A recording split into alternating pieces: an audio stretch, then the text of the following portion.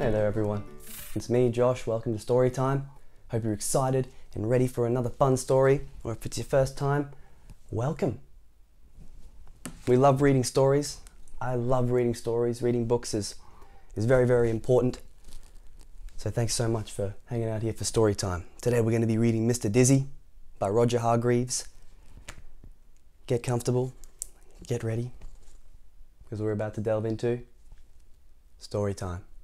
That's right. Here we go. Mr. Dizzy was, to be quite honest, not very clever. If you were to ask Mr. Dizzy what was the opposite of black, he'd say, the opposite of black is, pink. Mr. Dizzy there. Stoked. He's happy though. He lived in a house on a hill which he'd built himself. A not very clever house. The house on the hill is a little bit off to the side. Alright.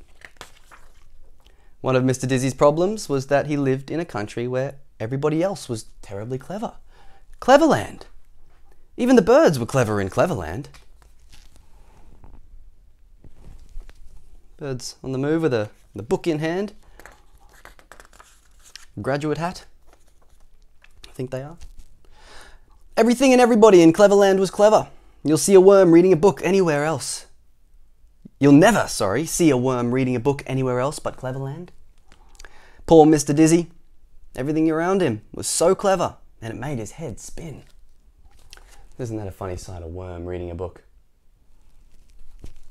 With some glasses on too. One morning, Mr. Dizzy was out for a walk when he met a pig. "What's big and grey and has big ears and a trunk?" said the clever pig to Mr. Dizzy. A mouse?" said Mr. Dizzy. The pig laughed sarcastically at Mr. Dizzy and went off shaking his head. Oh, poor Mr. Dizzy. He's just going about his days, doing his things, you know. Then Mr. Dizzy met an elephant, a clever elephant. "What's small and furry and likes cheese?" the elephant asked cleverly. A pig?" replied Mr. Dizzy. The clever elephant laughed down his trunk. "A pig?" he trumpeted. "A pig? You silly man." And off he went. Poor Mr. Dizzy. Talking to the elephant. Mr. Dizzy decided he didn't want to talk to anybody else that day, so he went for a walk in the wood, where he knew that he wouldn't meet anybody. He felt very miserable about not being clever. As he walked along, a tear trickled down his cheek. Poor Mr. Dizzy. That's really sad, you guys. Gotta be nice to everyone, no matter how smart they are. Then, in the middle of the wood, he came across a well. Little did Mr. Dizzy know that it was a wishing well. The day was warm, and so he decided to take a drink of water from the well. Mr. Dizzy drank deeply, but he was still unhappy. "Oh, I wish I could be clever," he sighed. There he is there. Oh, he'll work it all out. Don't worry, you guys, don't worry. Little did Mr. Dizzy know that whoever drinks deeply from the water at the wishing well will see his wish come true. And Mr. Dizzy had wished that he could be clever. And his wish had come true. He was clever, but he didn't know it. Not yet.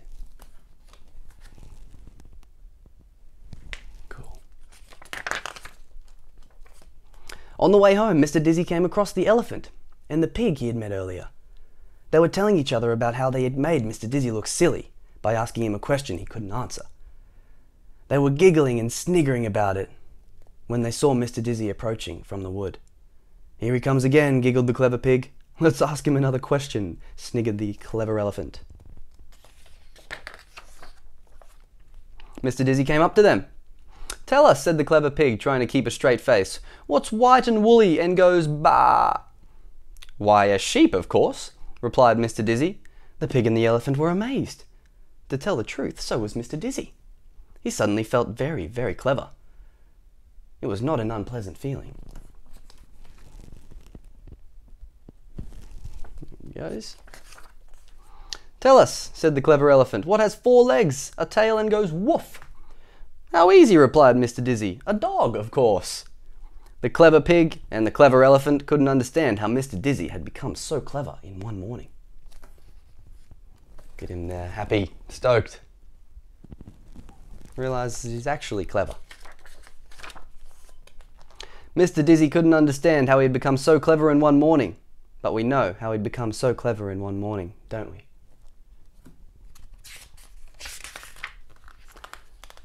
Now let me ask you a question, said Mr. Dizzy to the pig. You? Grunted the pig rudely. You ask me a question? Don't be ridiculous. There's no question you could ask me that I couldn't answer. Really? Smiled Mr. Dizzy.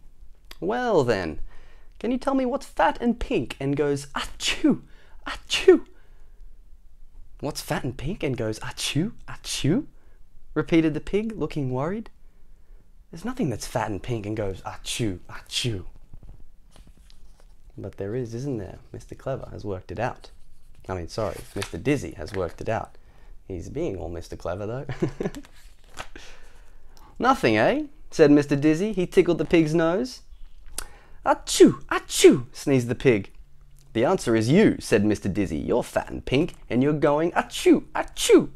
The clever pig looked downright, if not, down left, miserable.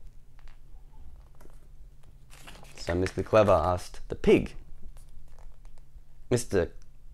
Dizzy asked a clever question to the pig that he couldn't answer. Mr. Dizzy turned to the elephant, who, incidentally, had stopped sniggering. Now, said Mr. Dizzy, let me ask you a question. What's large and grey and goes doppet, doppet? What's large and grey and goes doppet, doppet? Repeated the elephant, looking worried. There's nothing large and grey and goes doppet, doppet.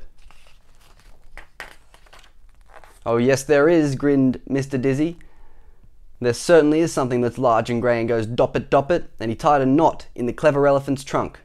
Doppet, doppet, cried the elephant, who wanted to say stop it, but he couldn't talk properly with a knot in his trunk. Doppet, doppet. Mr. Dizzy grinned and went home.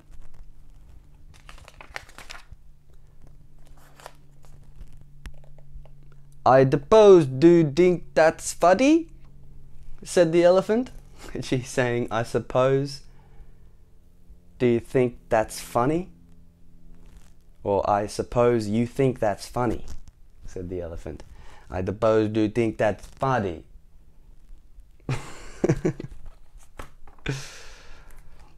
Well,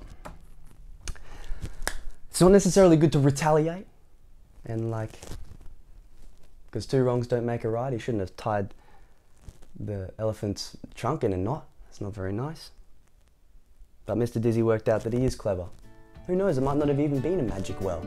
He might have just needed to realise, hey, I am clever, no matter what anybody else thinks. Everybody's unique and clever in their own ways. Everybody's different. Alright, thanks so much for reading the story with me today. Hope you're excited and ready for the next one. I am. Be back again with another story really soon. If you like these, please click the bell below, subscribe. Bye for now, but not forever, hey?